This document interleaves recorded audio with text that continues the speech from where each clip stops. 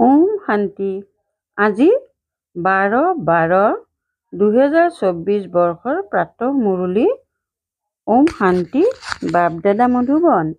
আজি বাবাই কৈছে, মৰমৰ সন্তানসকল, পিতাই এয়া যি পাঠ পঢ়ায় ইয়াত সীমাহীন উপাৰ্জন হয়। সেয়েহে পাঠ ভালকৈ পঢ়ি থকা সংযোগ যাতে কেতিয়াও বিচ্ছিন্ন নহয়। প্ৰশ্ন: যিসকল বিনাশৰ সময়ত অপ্ৰীতিকৰ বুদ্ধিৰ হয় তেওঁলোকৰ তোমালোকৰ কোনটো কথাত হাঁহি উঠে? উত্তৰ: তোমালোকে যেতিয়া কোৱা যে এতিয়া বিনাশৰ সময় সমীপত, তেতিয়া তেওঁলোকৰ হাঁহি উঠে। তোমালোকে জানা যে পিতাটো ইয়াত বহি নাথাকিব। পিতাৰ কৰ্তব্য হৈছে পাৱন কৰি তোলা। যেতিয়া পাৱন হৈ যাবা তেতিয়া এই পুৰণি সৃষ্টিৰ বিনাশ হ'ব, নতুন সৃষ্টি আহিব।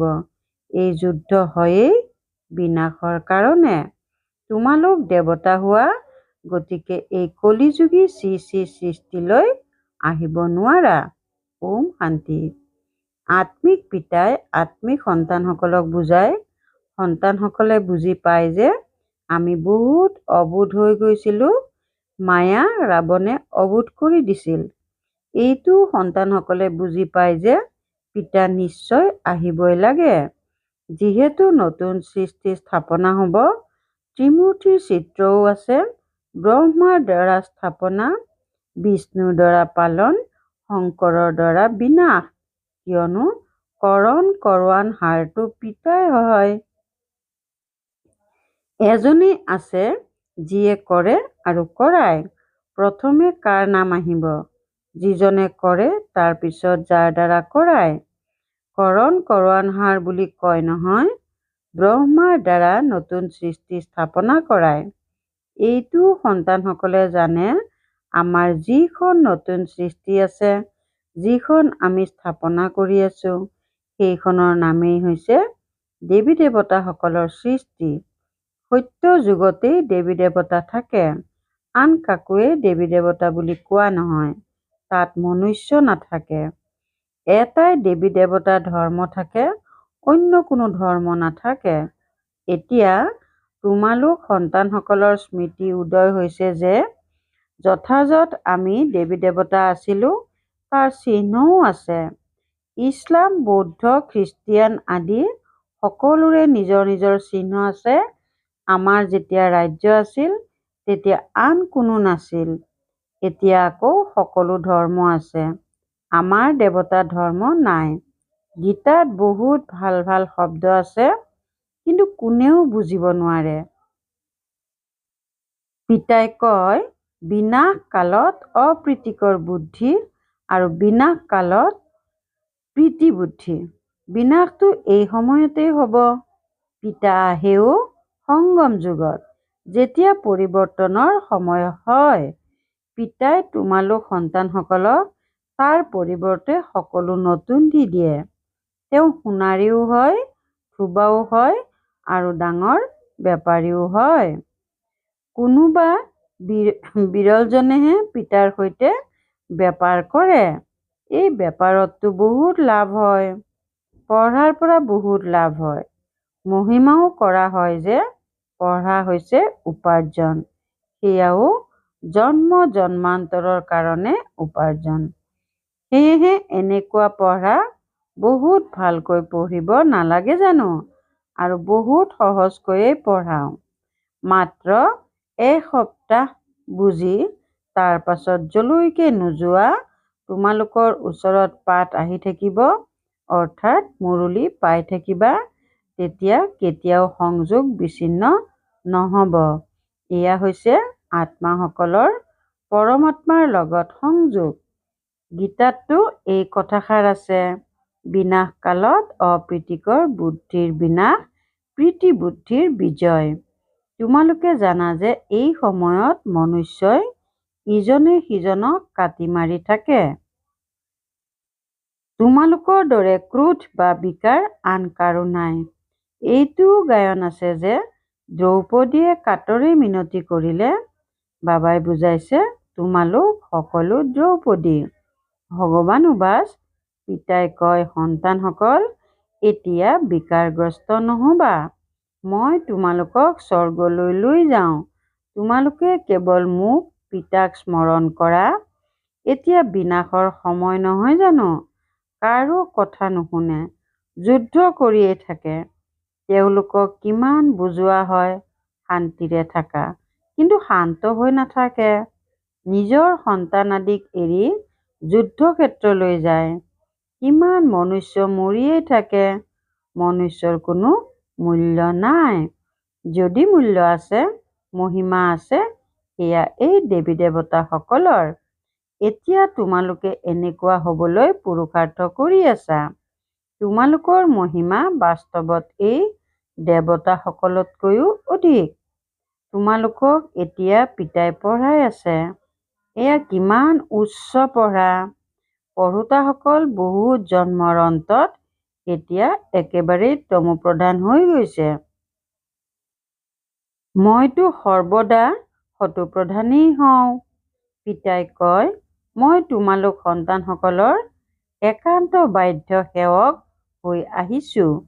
বিচাৰ কৰাচোন, তোমালোক কিমান চিচি হৈ গৈছা। পিতাইহে আমাক বাহ কৰি তোলে। ভগৱানে বহি মনুষ্যক পঢ়াই কিমান উচ্চ কৰি তোলে। পিতাই নিজে কয়, মই বহুত জন্মৰ অন্তত তোমালোক সকলোকে তমোপ্ৰধানৰ পৰা সতোপ্ৰধান কৰি তুলিবলৈ আহিছোঁ। এতিয়া তোমালোকক পঢ়াই আছোঁ। পিতাই কয়, মই তোমালোকক স্বৰ্গবাসী কৰি তুলিলোঁ, আকৌ তোমালোক নৰকবাসী কেনেকৈ হ'লা? কোনে নৰকবাসী কৰি তুলিলে? গায়নো আছে, বিনাশ কালত অপ্ৰীতিকৰ বুদ্ধিৰ বিনাশ, প্ৰীতি বুদ্ধিৰ বিজয়। আকৌ যিমানেই প্ৰীতি বুদ্ধিৰ হৈ থাকিবা, অৰ্থাৎ বহুত স্মৰণ কৰিবা, সিমানেই তোমালোকৰেই লাভ। এইখন যুদ্ধক্ষেত্ৰ নহয় জানো? কোনেও এইটো নাজানে যে গীতাত কেনেকুৱা যুদ্ধৰ কথা কোৱা হৈছে। তেওঁলোকেতো আকৌ কৌৰৱ আৰু পাণ্ডৱৰ যুদ্ধ দেখুৱাই দিছে। কৌৰৱ সম্প্ৰদায়, পাণ্ডৱ সম্প্ৰদায়ো আছে, কিন্তু যুদ্ধটো একো নাই। পাণ্ডৱ তেওঁলোকক কোৱা হয় যিয়ে পিতাক চিনি পায়, পিতাৰ প্ৰতি প্ৰীতি বুদ্ধি আছে। কৌৰৱ তেওঁলোকক কোৱা হয় যিসকল পিতাৰ প্ৰতি অপ্ৰীতিকৰ বুদ্ধিৰ। কথাবোৰতো বহুত ভাল, বুজিবলগীয়া। এতিয়া হৈছে সংগম যুগ।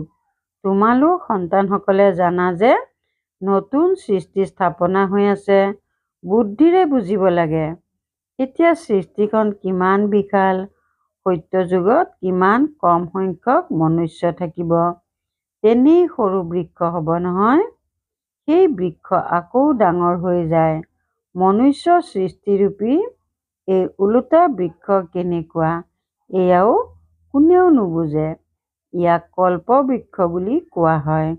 বৃক্ষৰ জ্ঞানো থাকিব লাগে নহয়। অন্য বৃক্ষৰ জ্ঞানটো বহুত সহজ, তৎক্ষণাৎ শুনাই দিব। এই বৃক্ষজোপাৰ জ্ঞানো বহুত সহজ, কিন্তু এয়া হৈছে মানৱ বৃক্ষ। মনুষ্যই নিজৰ বৃক্ষৰ কথা গমেই নাপায়। এনেকৈ কয়ো যে ভগৱান হৈছে স্ৰষ্টা, তেন্তে নিজৰ চৈতন্য হ'ব। পিতা হৈছে সত্য, চৈতন্য জ্ঞানৰ সাগৰ। তেওঁৰ কি জ্ঞান আছে, এইটো কোনেও নুবুজে। পিতাহে আহি বীজৰূপ চৈতন্য, তেওঁৰ দ্বাৰাই গোটেই ৰচনা হয়। সেয়েহে পিতাই বহি বুজায়, মনুষ্যই নিজৰ বৃক্ষৰ কথা গমেই নাপায়, বাকী বৃক্ষবোৰৰ বিষয়টো ভালকৈ জানে। বৃক্ষৰ বীজ যদি চৈতন্য হ'লহেঁতেন, তেন্তে সকলো শুনালোহেঁতেন। কিন্তু সেই বৃক্ষটো হৈছে জড়। এতিয়া তোমালোক সন্তানসকলেহে ৰচয়িতা আৰু ৰচনাৰ ৰহস্যক জানা। তেওঁ সত্য, চৈতন্য, জ্ঞানৰ সাগৰ। চৈতন্যৰ লগততো বাৰ্তালাপ কৰিব পাৰি নহয়। মনুষ্যৰ শৰীৰ সকলোতকৈ উচ্চ অমূল্য বুলি গায়ন আছে। ইয়াৰ মূল্য কথাৰে প্ৰকাশ কৰিব নোৱাৰি। পিতা আহি আত্মাসকলক বুজায়, তোমালোক জ্ঞানীও হোৱা, যোগীও হোৱা। পিতা হৈছে জ্ঞানৰ সাগৰ, তেওঁৰ পৰা তোমালোকে ৰত্ন পোৱা। এয়া হৈছে জ্ঞান ৰত্ন, যি ৰত্নৰ দ্বাৰা তেওঁ ৰত্নও তোমালোকে বহুত পাই যোৱা। লক্ষ্মী নাৰায়ণৰ ওচৰত চোৱা কিমান ৰত্ন আছে। হীৰা মুকুতাৰ মহলত থাকে, নামেই হৈছে স্বৰ্গ, য'ৰ তোমালোক মালিক হবাগৈ। কোনোবা গৰীবে হঠাতে ডাঙৰ লটাৰী পালে তেতিয়া পাগল হৈ যায় নহয়। পিতাইও কয়, তোমালোকে বিশ্বৰ বাদশ্বাহী পোৱা, সেইবাবে মায়াই কিমান বিৰুদ্ধাচৰণ কৰে। তোমালোকে আগলৈ গৈ গম পাবা যে মায়াই কিমান ভাল ভাল সন্তানক গিলি পেলায়, একেবাৰে খাই পেলায়। তোমালোকে সাপ দেখিছা? ভেকুলী কেনেকৈ ধৰে? যেনেকৈ হাতীক ঘৰিয়ালে খায়, সাপে ভেকুলীক একেবাৰে গোটে গোটে গিলি পেলায়। মায়ায়ো তেনেকুৱাই সন্তানসকলক জীৱনতে ধৰি একেবাৰে শেষ কৰি দিয়ে, যে আৰু কেতিয়াও পিতাৰ নামো নলয়।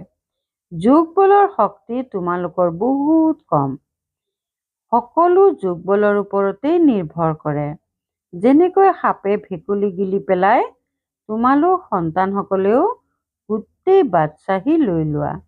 গোটেই বিশ্বৰ বাদশ্বাহী তোমালোকে ছেকেণ্ডত লৈ লোৱা। পিতাই কিমান সহজ যুক্তি শুনায়, কোনো অস্ত্ৰ আদি নাই। পিতাই জ্ঞান যুগৰ অস্ত্ৰ শস্ত্ৰ দিয়ে, তেওঁলোকে আকৌ স্থূল অস্ত্ৰ আদি দি দিছে। তোমালোক সন্তানসকলে এতিয়া কোৱা, আমি কিহৰ পৰা কি হৈ গৈছিলো?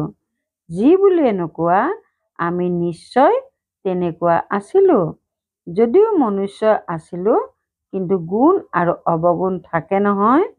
দেৱতাসকলৰ দৈৱী গুণ আছে, সেইকাৰণে তেওঁলোকৰ মহিমা গায়। আপুনি সৰ্বগুণ সম্পন্ন, মোৰ নিৰ্গুণীৰ কোনো গুণ নাই। এই সময়ত গোটেই সৃষ্টিখনেই নিৰ্গুণী, অৰ্থাৎ এটাও দৈৱী গুণ নাই। পিতা যিজন গুণ শিকাওঁতা, তেওঁকেই চিনি নাপায়, সেয়েহে কোৱা হয় বিনাশ কালত অপ্ৰীতিকৰ বুদ্ধি। এতিয়া সংগম যুগত বিনাশটো হ'বই। যেতিয়া পুৰণি সৃষ্টিৰ বিনাশ হয় আৰু নতুন সৃষ্টিৰ স্থাপনা হয়, ইয়াকে বিনাশ কাল বুলি কোৱা হয়। এয়া হৈছে অন্তিম বিনাশ। আকৌ আধাকল্প কোনো যুদ্ধ আদি নহয়। মনুষ্যই একোৱেই গম নাপায়। বিনাশ কালত অপ্ৰীতিকৰ বুদ্ধিৰ হয়, তেন্তে নিশ্চয় পুৰণি সৃষ্টিৰ বিনাশ হ'ব নহয়। এই পুৰণি সৃষ্টিত কিমান আপদ আছে, মৰিয়ে থাকে। পিতাই এই সময়ৰ পৰিস্থিতিৰ বিষয়ে শুনায়। পাৰ্থক্যটো বহুত আছে নহয়। আজি ভাৰতৰ এইটো অৱস্থা, কাইলৈ ভাৰত কি হ'বগৈ? আজি ইয়াত আছা, কাইলৈ তোমালোক ক'ত থাকিবাগৈ? তোমালোকে জানা, প্ৰথমে নতুন সৃষ্টি কিমান সৰু আছিল। তাততো মহলবোৰত কিমান হীৰা মুকুতা আদি থাকে। ভক্তি মাৰ্গত তোমালোকৰ মন্দিৰবোৰ কোনো কম জানো? মাত্ৰ এটা সোমনাথ মন্দিৰেই থাকিব জানো? এজনে যদি এটা নিৰ্মাণ কৰে, তেওঁক দেখি আনেও নিৰ্মাণ কৰিব। এটা সোমনাথ মন্দিৰৰ পৰাই কিমান লুটি নিলে, আকৌ নিজৰ স্মাৰক নিৰ্মাণ কৰিছে। সেয়েহে বেৰত পাথৰ আদি লগায়। অতি সূক্ষ্ম হীৰাৰো কিমান দাম। বাবা হীৰা মুকুতাৰ বেপাৰী আছিল। এক ৰতি হীৰাৰ দাম 90 টকা আছিল। এতিয়াতো তাৰ মূল্য হাজাৰ হাজাৰ টকা, পোৱাও নাযায়। বহুত মূল্য বাঢ়ি গ'ল। এই সময়ত বিদেশ আদিৰ ফালে বহুত ধন আছে, কিন্তু সত্য যুগৰ তুলনাত এয়া একোৱেই নহয়। এতিয়া পিতাই কয়, বিনাশ কালত অপ্ৰীতিকৰ বুদ্ধি। তোমালোকে কোৱা, বিনাশ সমাগত, তেতিয়া মনুষ্যই হাঁহে। পিতাই কয়, মই কিমান সময় বহি থাকিম? মোৰ জানো ইয়াত মজা লাগে? মইতো সুখীও নহওঁ, দুখীও নহওঁ। মোৰ কৰ্তব্য হৈছে পাৱন কৰি তোলা। তোমালোক এনেকুৱা আছিলা, এতিয়া এনেকুৱা হৈ গ'লা। পুনৰ তোমালোকক এনেকুৱা উচ্চ কৰি তোলো। তোমালোকে জানা যে আমি পুনৰ তেনেকুৱা হ'মগৈ। এতিয়া তোমালোকৰ এইটো বোধ আহিছে যে আমি এই দৈৱী কুলৰ সদস্য আছিলোঁ, বাদশ্বাহী আছিল। পুনৰ এনেকৈ নিজৰ ৰাজ্য হেৰুৱালোঁ। আকৌ অন্যান্যসকল আহিবলৈ ল'লে। এতিয়া এই চক্ৰ পূৰা হয়। এতিয়া তোমালোকে বুজি পোৱা যে লাখ লাখ বছৰৰ কথাই নাই, এই যুদ্ধ হয়েই বিনাশৰ বাবে। সেইফালেতো বহুত আৰামত মৰিব, কোনো কষ্ট নহ'ব, চিকিৎসালয় আদিয়েই নাথাকিব। কোনে বহি সেৱা কৰিব আৰু কান্দিব? তাততো এই নিয়মেই নাই। তেওঁলোকৰ মৃত্যু সহজে হয়। ইয়াতো দোষী হৈ মৰে, কিয়নো তোমালোকে বহুত সুখ দেখিছা, গতিকে দুখো তোমালোকেই দেখিবা। তেজৰে নৈ বৈ ইয়াতেই যাব। তেওঁলোকে ভাবে এই যুদ্ধ আকৌ শান্ত হৈ যাব, কিন্তু শান্তটো নহয়। মিৰুৱা মৌত মলুকা চিকাৰ, অৰ্থাৎ চিকাৰৰ মৃত্যু। চিকাৰৰ বাবে দুখৰ কথা, কিন্তু চিকাৰীৰ বাবে আনন্দৰ কথা। সেইদৰে বিনাশৰ সময়তো মায়া আৰু প্ৰকৃতি দুয়োটাই ভয়ানক ৰূপ ল'ব। দুৰ্বল আত্মাসকলৰ কাৰণে অন্তিমৰ সময় পীড়াদায়ক হ'ব আৰু মাষ্টাৰ সৰ্বশক্তিমান আত্মাসকলৰ কাৰণে বিনোদনদায়ক হ'ব। তোমালোকে দেৱতা হবাগৈ, পুনৰ কলিযুগী সৃষ্টিলৈ তোমালোক আহিব নোৱাৰা। গীতাততো আছে ভগৱানুবাচ, বিনাশো চোৱা, স্থাপনাও চোৱা। সাক্ষাৎকাৰ হ'ল নহয়, এই সাক্ষাৎকাৰ সকলো অন্তিম সময়ত হ'ব। অমুক এয়া হয়, তেতিয়া সেই সময়ত কান্দিব, বহুত অনুতপ্ত হ'ব, শাস্তি খাব, ভাগ্যক ধিয়াব, কিন্তু কি কৰিব পাৰিব? এয়াতো 21 জন্মৰ লটাৰী। স্মৃতিলৈকেতো আহেই নহয়। সাক্ষাৎকাৰ অবিহনে কোনেও শাস্তি পাব নোৱাৰে। বিচাৰ সভা বহে নহয়। ভাল বাৰু, অতি মৰমৰ কল্পৰ পাছত পুনৰাই মিলিত হোৱা সন্তানসকলৰ প্ৰতি মাতা পিতা বাপ দাদাৰ স্নেহপূৰ্ণ স্মৰণ আৰু সুপ্ৰভাত। আত্মিক পিতা আত্মিক সন্তানসকলক নমস্কাৰ। ধাৰণাৰ বাবে মুখ্য সাৰ 1 নম্বৰ, স্বয়ং জ্ঞান ৰত্ন ধাৰণ কৰি জ্ঞানী যোগী হ'ব লাগে। জ্ঞান ৰত্নৰে বিশ্বৰ বাদশ্বাহীৰ লটাৰী ল'ব লাগে। 2 নম্বৰ, এই বিনাশ কালত পিতাৰ প্ৰতি প্ৰীতি ৰাখি এজনৰে স্মৃতিত থাকিব লাগে। এনেকুৱা কোনো কৰ্ম কৰিব নালাগে যাৰ বাবে অন্তিম সময়ত পশ্চাতাপ কৰিবলগীয়া হ'ব বা ভাগ্যক ধিয়াই থাকিবলগীয়া বা কান্দিব লাগিব। বৰদান, সদায় স্নেহী হৈ উৰন্ত কলাৰ বৰদান প্ৰাপ্ত কৰোঁতা নিশ্চিত বিজয়ী নিশ্চিন্ত হোৱা।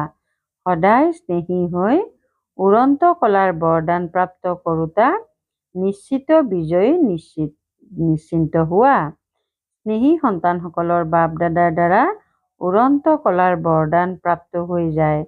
উৰন্ত কলাৰ দ্বাৰা ছেকেণ্ডত বাপ দাদাৰ ওচৰত আহি যোৱা, তেতিয়া মায়া যেনেকুৱা ৰূপতেই নাহক তোমালোকক চুব নোৱাৰিব।